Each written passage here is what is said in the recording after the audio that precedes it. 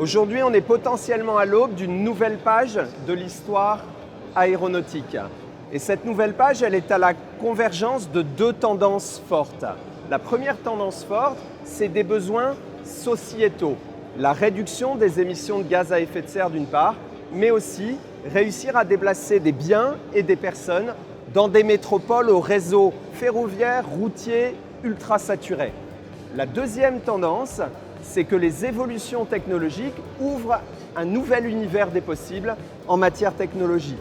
Des densités de puissance de batteries plus fortes permettent de concevoir des nouvelles architectures d'aéronefs hybridés électriques.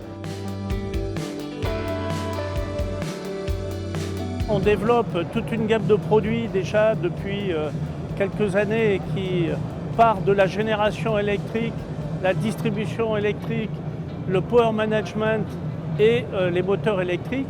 Donc on a toute une gamme de produits qui est développée d'une manière modulaire et que l'on peut appliquer et développer sur les différents marchés et solutions qui sont attendues par nos clients. Nous avons d'abord franchi des étapes importantes. En 2018, le groupe Safran a été la première société aéronautique à faire un démonstrateur complet au sol d'une architecture de propulsion distribuée.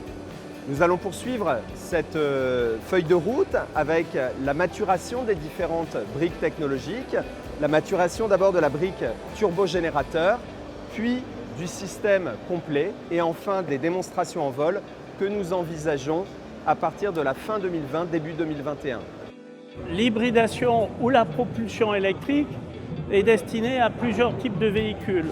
On pense que le développement des marchés que sont les VTOL vont apporter des nouvelles solutions sur le marché et donc sur de l'air taxi, sur des applications de logistique, nos produits, que ce soit en full électrique comme dans les solutions hybrides sur des besoins de distance et des poids à transporter plus élevés, nos produits s'adaptent totalement. L'aventure de la propulsion hybride nous amène à travailler avec des partenaires de nature différente. Certains sont tout simplement des grands noms de l'aéronautique, mais d'autres sont aussi des startups qui lèvent des fonds pour avancer leurs activités.